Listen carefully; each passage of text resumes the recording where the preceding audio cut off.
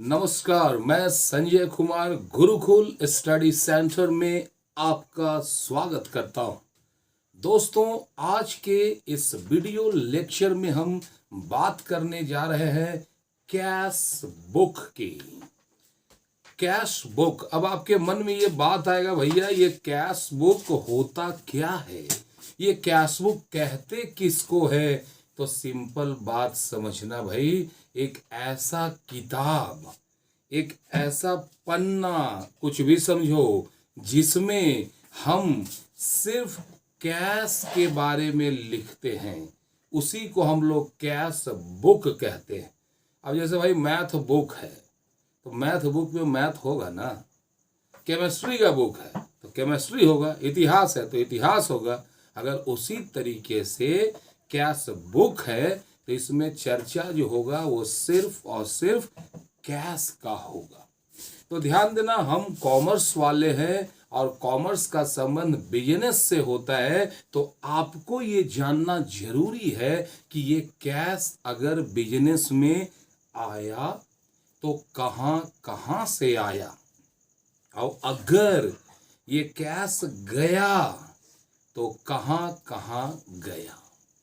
Cash का हमारे business life में या अपने लाइफ में दो ही रास्ता होता है, दो ही जगह से कैश का फ्लो या मूवमेंट होता है। या तो कैश मेरे पास आता है या फिर कैश मेरे पास से जाता है।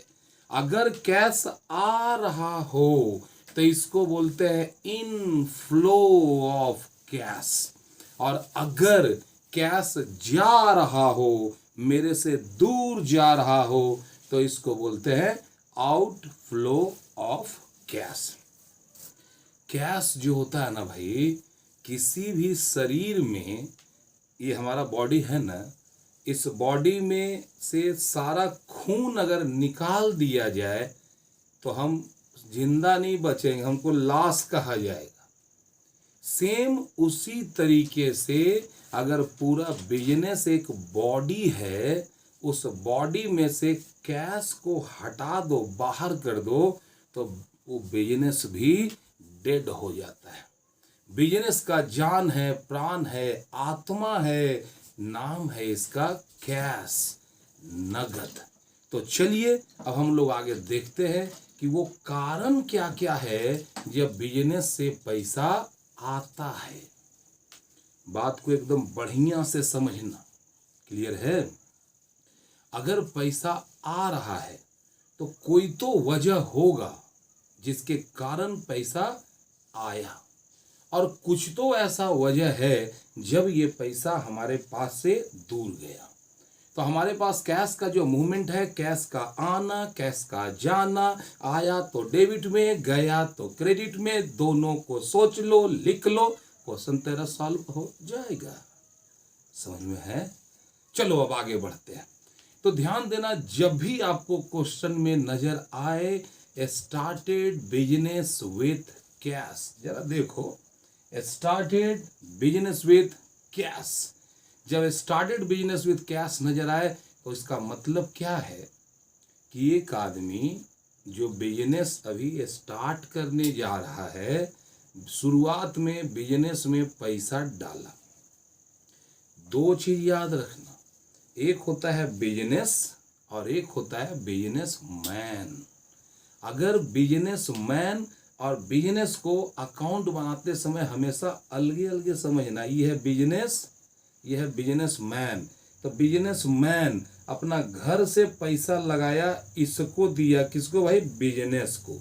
तो तुमको ये सोचना है कि इस बिजनेस में पैसा आया या पैसा गया। आया ना? समझ में आ रही है बातें? तो जब भी क्वेश्चन में नजर आए स्टार्टेड बिजनेस विथ कैश, तो आपको लिखना है टू कैपिटल, और टू लग गया, इसका मतलब लेजर अभी पढ़ाए थे ना, लेजर में दो पार्ट होता है, डेबिट क्रेडिट। डेबिट साइड में लिखना है तो हर आइटम के पहले आपको टू लिखना होगा। अगर आप टू लिखते हैं मतलब वो डेबिट में है, मतलब बिजनेस में पैसा आया। पहला सिस्टम क्या है भाई? जब भी बिजनेस स्टार्ट करेंगे, बिजनेस में पैसा आएगा, हम लिखेंगे टू कैपिटल। कोई डाउट? अब दूसरा काम में आते हैं कि बिजनेस से पैसा और कैसे आता है।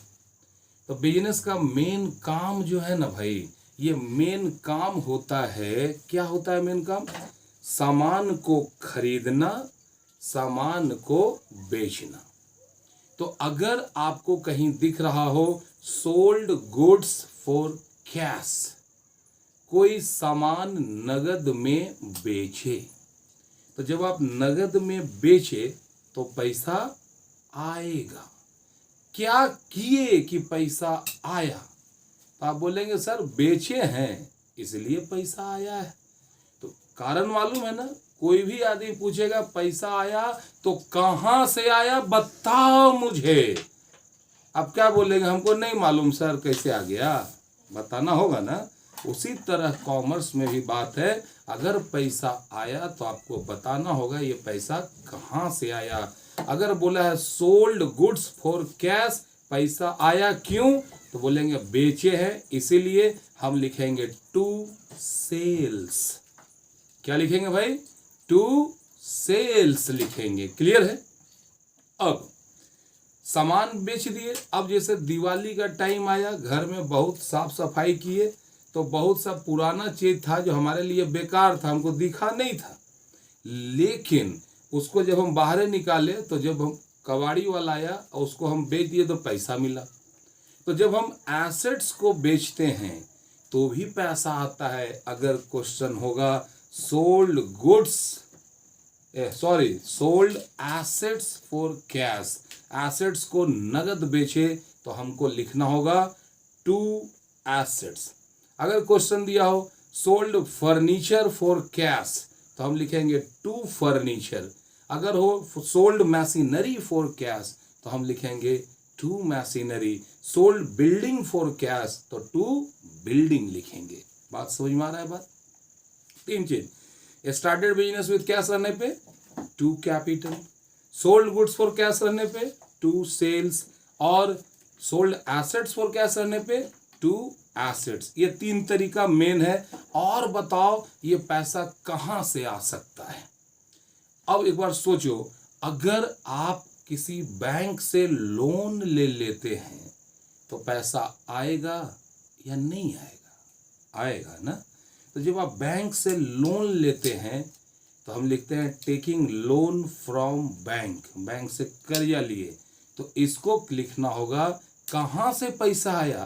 तो आप बोलेंगे बैंक लोन से, आप लिखेंगे टू बैंक लोन। क्या लिखेंगे? To bank loan. अब इसी तरीके से सोचो कि अगर बैंक के बजाय किसी दोस्त से लिए, किसी महाजन से लिए, रिश्तेदार से लिए loan from dot dot dot dot dot, चाहे जिसका भी नाम हो, अगर आप कर्जा लिए हैं तो लोग पूछेगा ये पैसा आया कहाँ से, तो तुमको लिखना पड़ेगा to dot dot dot loan. अगर राम से लोन लिए तो लिखेंगे टू राम्स लोन, मोहन से लोन लिए तो लिखेंगे टू मोहन्स लोन, सोहन से लिए तो लिखेंगे टू सोहन्स लोन। क्लियर है? अब 5 तरीका हो गया। अब सोचो, हाँ, अगर किसी तरह का इनकम मिला हो आपको, आप किसी कंपनी के प्रोडक्ट को बेच रहे हैं, आप प्रोडक्ट में बोल दिया 5 लाख से ज़्यादा बिकेगा तो आपको 1 लाख रुपया इनाम, आपका टारगेट पूरा किए 5 लाख, आप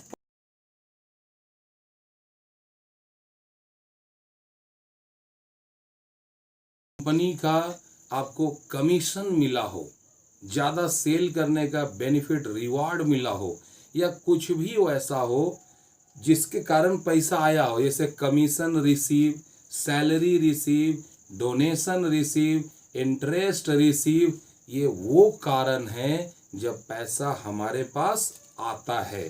तो जैसे जिसके कारण आया हो बस उसी को लिख दो, to rent, to commission, to wages, to interest.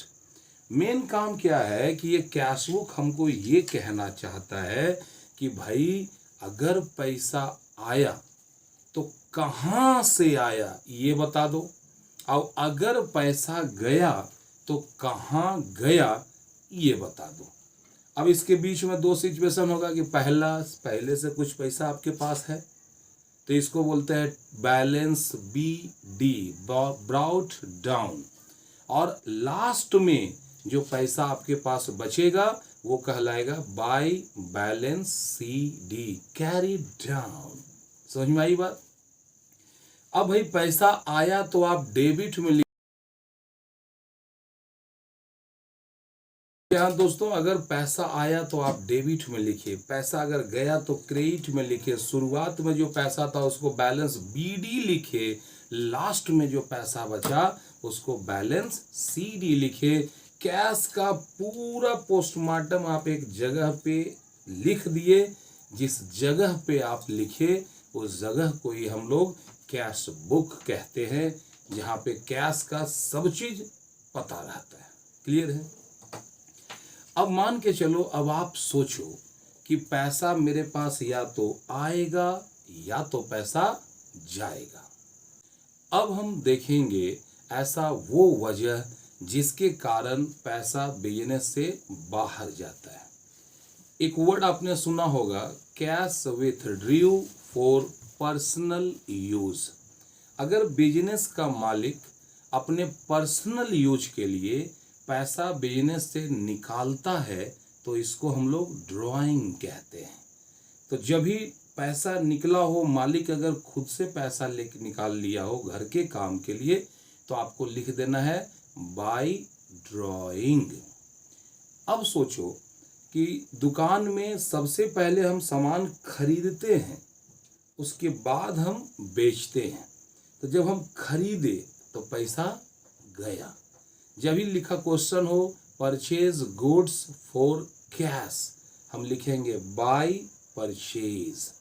अगर लिखा हो सोल्ड गुड्स फॉर कैश, हम लिखेंगे टू सेल्स।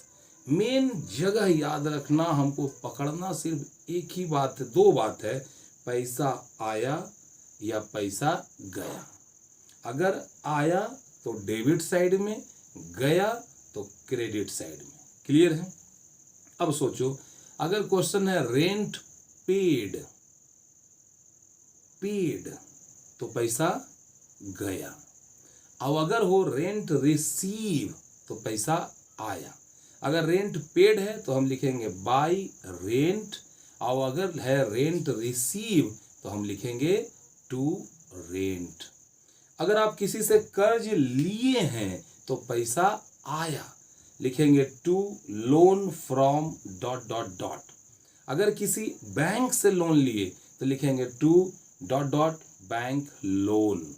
अगर आप ये कर्जा लिए, ये कर्जा को वापस करोगे, रीपेमेंट करोगे, तो जब आप रीपेमेंट करोगे तो पैसा जाएगा।